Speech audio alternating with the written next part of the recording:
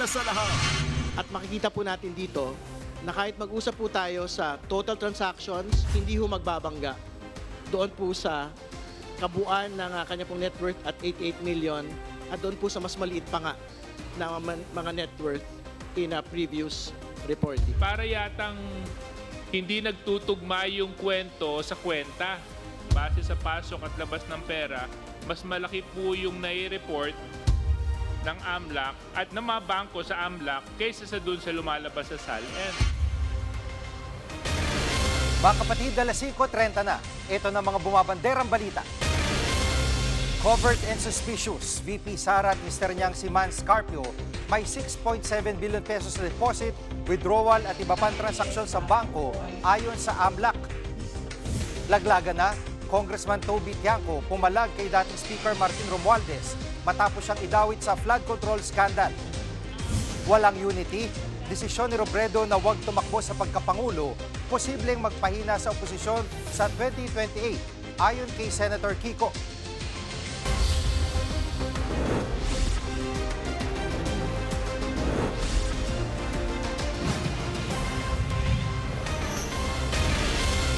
Hindi tugma ang kwento sa kwenta. Yan ang banat ng ilang kongresista sa impeachment hearing ng busisiin ang mga SALN at bank transactions ni Vice President Sara Duterte. Live mula sa Batasang Pambansa, nangunguna sa balita si News 5 House Correspondent Marian Enriquez. Marian, ano nakitang hindi pagkakatugma ng SALN at bank transactions ng BISE?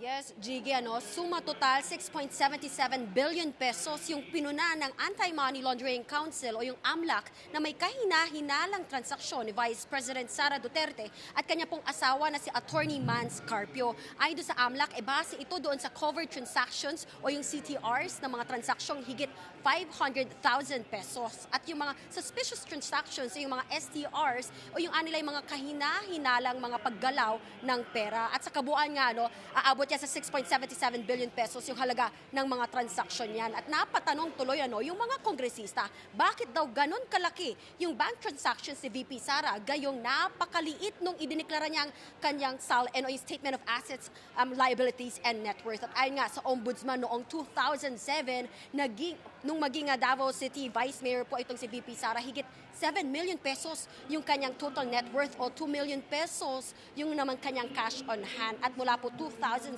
hanggang 2018, 3.79 million pesos lang yung cash on hand o bank deposit ng Vice Presidente. Pero simula po ng 2019, tumagal na raw or tumigil na nga raw itong si VP Sara na magdeklara nga ng detalye ng kanyang cash hanggang 2024. At yung kanyang net worth daw noong 2024 ay umabot lang po sa 88 million pesos. Pakinggan natin itong takbo ng pagdinig. Na kahit mag-usap po tayo sa total transactions, mag-usap po tayo sa total inflows, hindi ho magbabangga doon po sa kabuuan ng kanya pong net worth at 88 million at doon po sa mas maliit pa nga na mga net worth.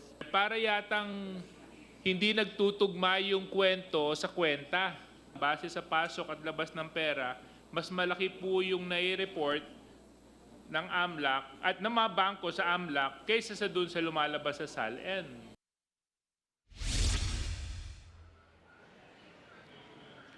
Gigi, ayon pa nga doon sa AMLAC, may 44 po na confidential reports silang natanggap mula po nga doon sa mga bangko from 2017 to 2026. Kaugnay po yan doon sa mga transaksyong may kaugnayan sa drug trafficking, graft at corrupt practices at yung pong malversation ng public funds. Kaugnay po ito doon sa mga lumabas sa pagdinig sa Quad Committee hearing doon sa drug war ni dating Pangulong Rodrigo Duterte at yung pagkakasangkot umano ni Attorney Man Scarpio po doon sa 6.4 billion pesos na shabu importation noong 2017. Gigi.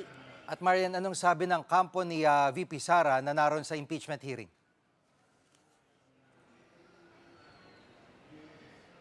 Gigi, kinwestiyon nga ng isa sa mga malalapit o kaalyado ni VP Sara na si Sagip Party List Representative Paulo Marcoleta yung paglalahad ng AMLAC ng mga dokumento. Paglabag daw aniya ito sa Bank Secrecy Law pero katwiran po ng komite may exemption sa batas. Pakinggan po natin itong bahagi ng pagdinig. We have to emphasize this, that the bank secrecy law itself provides, and I quote, all deposits are hereby considered as of an absolutely confidential nature, just like the AMLA law, except in cases of impeachment. Iba po yung exception sa court order sa exception in cases of impeachment. And I believe that the reason is very clear because we are here speaking of accountability of public officers. At Maria, nandun din sa hearing si dating Senador Trillanes at ano ang kanyang naging testimonya? Jiggy, siniwalat nga no, ni dating Senator Antonio Trillanes yung pagpasok umano ng pera sa pamilya Duterte mula nga aniya sa mga drug lord. Aabot nga raw ito no, yung halaga sa 2.4 billion pesos mula 2003 hanggang 2006. At sabi pa nga ni Trillanes, may kopya raw siya ng mga naging transaksyon sa pamilya Duterte. Pakinggan po natin ito nga pahayag ni dating Senator Antonio Trillanes. Binigyan din ako ni Ginoong Dimesa ng mga dokumentong nagpapakita ng mga bank accounts at bank transactions ng mga anak, manugang at common law wife ni Duterte na sina Sara Duterte, Paulo Pulong Duterte, Sebastian Baste Duterte, Maneses Manscarpio, Shelito Hanilet Abansenya, kasama ang kanyang anak na si Veronica Kitty Duterte.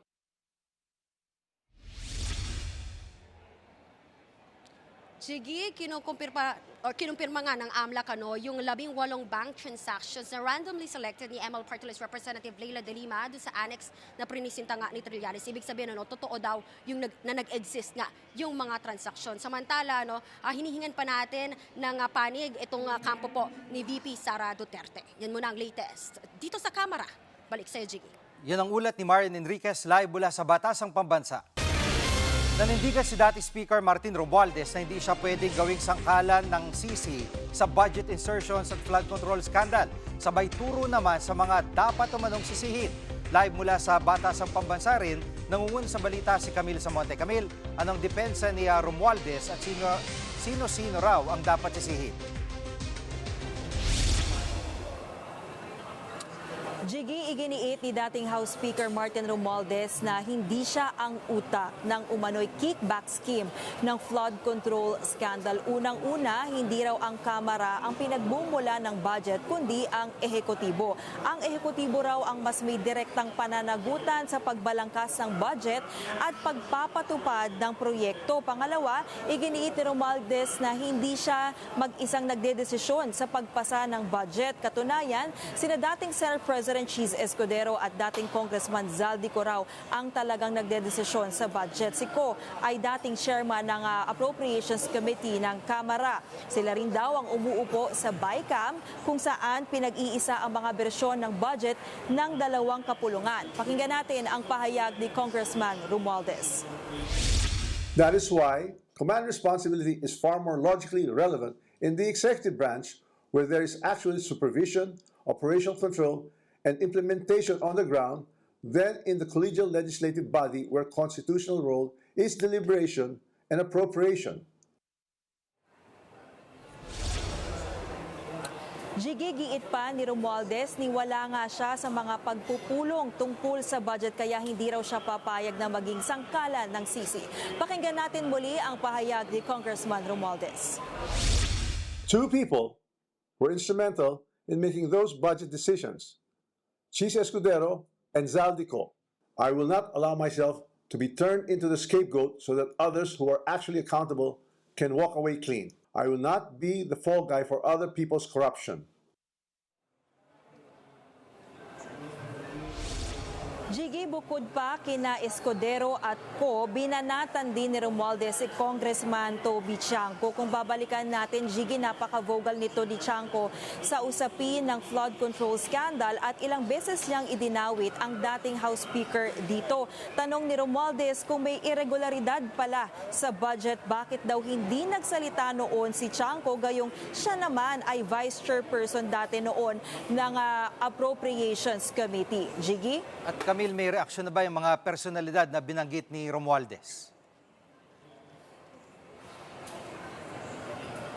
Jiggy, sa ngayon wala pang reaksyon ng kampo ni na Escudero at Co, pero si Chanco bumuelta sa dating speaker. Sabi niya, hindi raw sila noon pinayagan magtanong sa budget deliberations. Dagdag pa niya, imposibleng hindi alam ni Romualdez ang mga insertions ni Co sa budget. Pakinggan natin ang pahayag ni Congressman Chanco. Sabi nga ni Saldico, everyday magkausap sila ni former Speaker Martin Romualdez. So posible ba na hindi niya alam yung pinagagawa ni Saldico? Yun lang naman yung akin. No? At hindi totoo yung sinasabi na yung corruption ay dahil doon sa implementation sa executive branch. Ulitin ko, yung bentahan ng proyekto, nangyayari pa lang yan doon sa budget deliberation sa House. At gaya din nga nung binabanggit ni Congressman Romualdez ay tila ba binubuntun din niya yung sisi sa sa executive kasi hindi sa Congress daw yung procurement, implementation, monitoring ng mga proyekto kundi sa executive. Anong sabi rito ng palasyo?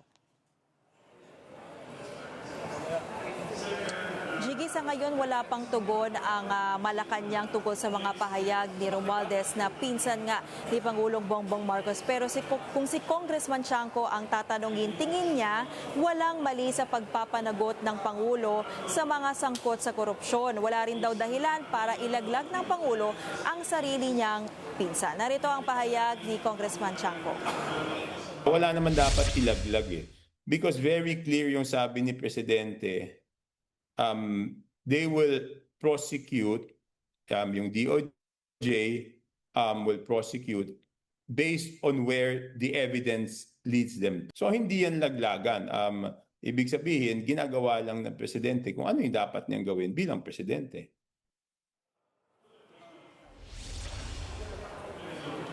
Jiggy, may mensahe rin si Romualdez kay Ombudsman Boying Remulla, hindi raw pwedeng selective o may kinikilingan sa pagpapanagot ng mga dapat managot. Dapat daw sundin ang due process at tignang mabuti ang mga ebidensya. Tugon niya ni Romualdez sa pagpapa-freeze ni Remulla sa kanyang assets at paghiling nito ng precautionary hold departure order laban sa kanya. No comment naman dyan si Remulla, pero nanindigan siyang hindi pwedeng umalis ng bansa si Romualdez dahil nakitaan daw nila ng probable cause ang dating House Speaker sa mga reklamong plunder, bribery at money laundering. Yan muna ang latest. Balik sa iyo, Jiggy. Yan ang ulat ni Camille Samonte live mula sa Batasang Pambansa. Susunod, ang desisyon ni Robredo na huwag tumakbo sa pagkapangulo magdulot kaya ng lamat sa oposisyon. Diyan lang kayo mga kapatid, dapat una sa lahat.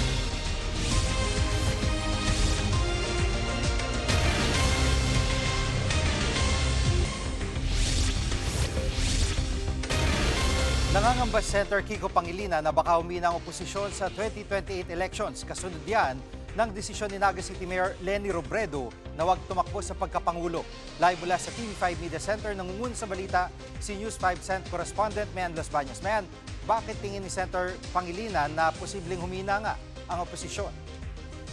Gigi, naniniwala si Senator Kiko Pangilinan na baka mauwi sa isang leadership vacuum o isang puwang na hindi maaring punuan. Itong naging desisyon ni Naga City Mayor Leni Robredo na hindi na nga tumakbo sa anumang national post sa 2028 national elections. Sana daw mali si Senator Pangilinan pero maari daw kasing mauwi sa pagkakawatak-watak sa loob ng kanilang grupo ang desisyong yan ni Mayor Leni Robredo.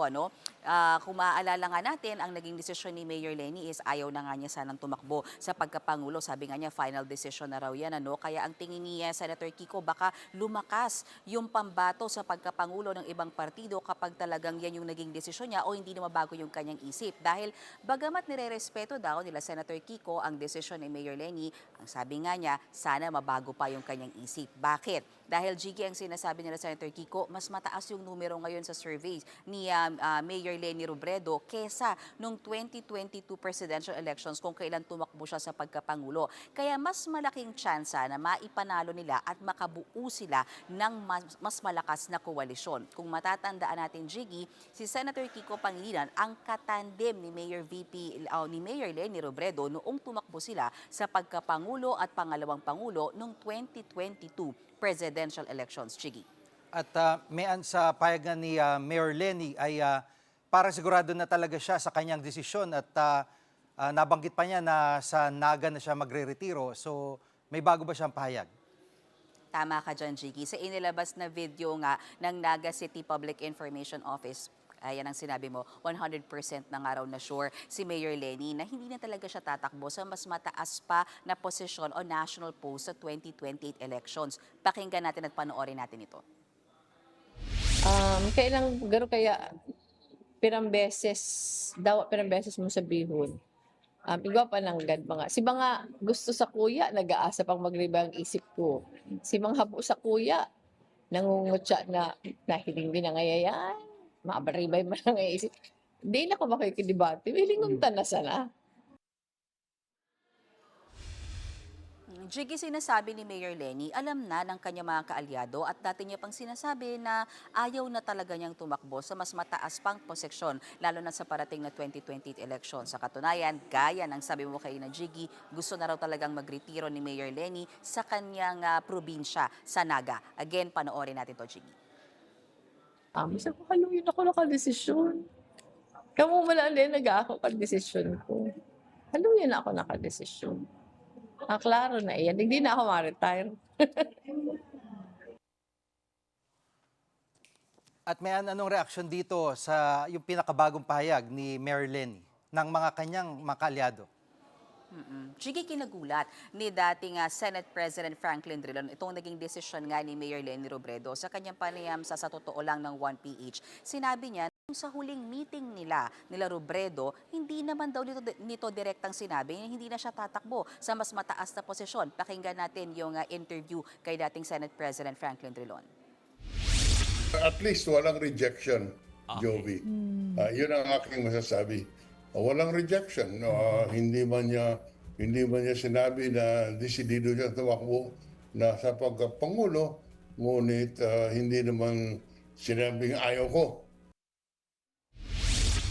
Jiggy, si dating presidential spokesperson Edwin Lacerda, iba naman yung pananaw. Siya daw hindi na nagulat sa naging desisyon ni Mayor Lenny dahil alam nga raw niya na dati pang sinasabi ng alkalde na ayaw na niyang tumakbo sa mas mataas pang posisyon lalo na sa 2028 elections. Naniniwala rin si Lacerda na hindi naman totoo na wala nang pwedeng ipanglaban pa kay Vice President Sara Duterte sa paparating na 2028 presidential elections. Pakinggan natin itong pahayag ni Edwin Lacerda sa kanyang panayam naman sa One News sa The Big Story.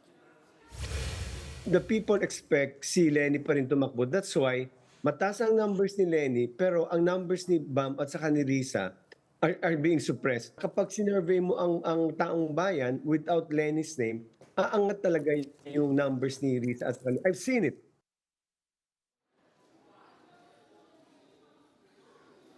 At yan muna ang latest. Jiggy, balik sa'yo. Yan ang ulat ni Mayan Los Baños live mula sa TV5 Media Center.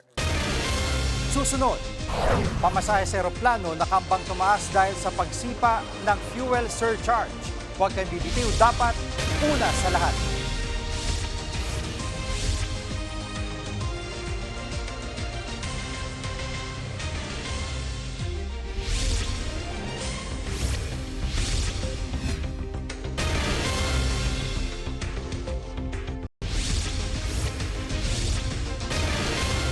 Nakambang tumaas ang pamasahe sa eroplano dahil tataas ang fuel surcharge na sinisingil ng mga airline. Live mula sa NAIA 3, nangungun sa balita si News 5 Transportation Correspondent Gerard de la Peña. Gerard, magkano yung tataas ng fuel surcharge? Nako, Jiggy, medyo mataas dahil doon nga sa pinakahuling announcement ng Civil Aeronautics Board ay itataas ito yung level ng fuel surcharge natin mula sa level 8 papunta sa level 19. Nako, medyo malayo yung agwat, ano? Epektibo ito para doon sa mga ticket na ibubuk mula April 16 hanggang April 30. Ibig sabihin nito, mas magmamahal ng 627 pesos hanggang as much as around 2,000 pesos yung mga pasahe sa eroplano para doon sa mga domestic flights. At yung international flights naman ay tataas ng 2,000 hanggang mahigit 15,000 pesos depende dun sa layo ng destinasyon. Babaguhin ng CAB yung fuel surcharge level sa tinatawag natin tuwing 15 days habang umiiral nga itong gulo sa Middle East dahil sa ngayon nga napaka-gulo, napakalikot ng presyo ng langis. So pwedeng magtaas ito, pwedeng magbaba, depende dun sa development sa international market. Hindi naman nagbabago yung base fare kasi 'di ba yung ticket natin maraming components yan, merong base fare, merong taxes, merong terminal fees, merong fuel surcharge. So yung base fare, yung mismong pasaheng dapat natin bayaran, hindi yan nagbabago dahil regulated yan ng Civil Aeronautics Board. Gigi. At Gerard, kung yung diesel at gasolina ay nagkakaroon ng rollback, possible ba yan sa jet fuel? Anong sabi ng DOE? Nako, Gigi, sabi ng Department of Energy ay hindi nito pwedeng panghimasukan yung presyo ng jet fuel dahil ibang-iba yung dynamics ito kumpara dun sa alam natin na diesel, gasolina at kerosene. So kung yung DOE nakapag-impose ng minimum at saka ng maximum pagdating sa rollback at saka dun sa oil price hikes dito sa diesel, gasolina at kerosene, hindi raw ito pwedeng gawin sa jet fuel dahil yung jet fuel karamihan dito sa supply natin imported at ito rin ay hindi binebenta sa mga individual consumers katulad natin, Gigi. At sinabi naman ng Department of Energy, up to 40 days yung supply natin ng jet fuel. Pero kung sakali mangangailangan ng tulong yung mga airlines sa pagbili ng jet fuel, ay handa naman daw tumulong ang DOE sa pamamagitan ng Philippine National Oil Corporation. Katulad ng ginagawa na nito ngayon na pagbili ng diesel para mas mapalawig pa yung ating supply dito sa bansa. Pakinggan natin ang naging pahayag ni Energy Secretary Sharon Garin. Instructed PNOC to help the companies. Minsan kung nahihirapan sila, nakakatulong din na gobyerno yung umo-order. Hopefully hindi naman ganun kasama, pero ang sigurado ko lang diyan kung yun yung report aakyat talaga yung presyo. Yan muna ang latest. Balik sa'yo, Gigi. Yan ang ulat ni Gerard de la Peña live mula sa NAIA Terminal 3. Susunod, ICC pinagtibay ang jurisdiksyon sa kaso ni dating Pangulong Duterte. Huwag kayong bibitiw, dapat una sa lahat.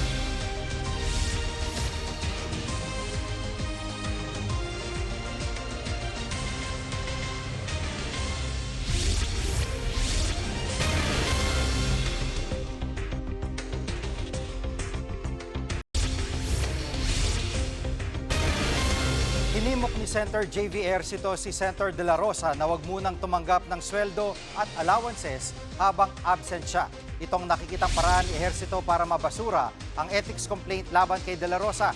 Si Ejercito ang chairman ng Senate Ethics Committee kung saan nakabinbin ang reklamo laban kay De La Rosa. Mula November 11 noong isang taon, hindi na nagpakita sa Senado si De La Rosa. Nagsimulang umabsent ang senador nang sabihin ng Ombudsman Boying Rimulya na may warrant of arrest ang ICC laban sa kanya pero wala pang anumang kumpirmasyon mula mismo sa ICC. Dahil yun ang basis ng complaint, it might be basis for the dismissal. Kasi nga kung talagang hindi niya natatanggapin yung sweldo niya, sahod niya, allowances, so wala nang basehan yung complaint. No? Pero yun nga, pag-uusapan pa ng committee members yan. Pinagtibay ng ICC ang jurisdiksyon nito sa kaso ni dating Pangulong Rodrigo Duterte. Yan ay matapos katiga ng Appeals Chamber ang desisyon ng pre-trial chamber na nagbabasura sa apela ng kampo ng dating Pangulo. Sa naturang apela ay giniit ng defense team ni Duterte na walang jurisdiksyon ang ICC sa kaso dahil kumalas na ang Pilipinas sa Rome Statute noong pang 2019. Pero gate ng Appeals Chamber, miyembro pa ng ICC ang Pilipinas sa mangyari ang mga krimeng inaakusa sa dating Pangulo. Inaasahang sa susunod na linggo naman, ilalabas ang ICC ang desisyon nito kaugnay sa confirmation of charges ni Duterte. Kami ang inyong mga kapatid sa Balitan at Public Service, dapat una sa lahat. Abangan niyo po ulit kami bukas dito sa TV5, 1PH, RPTV, True TV at 105.9 True FM.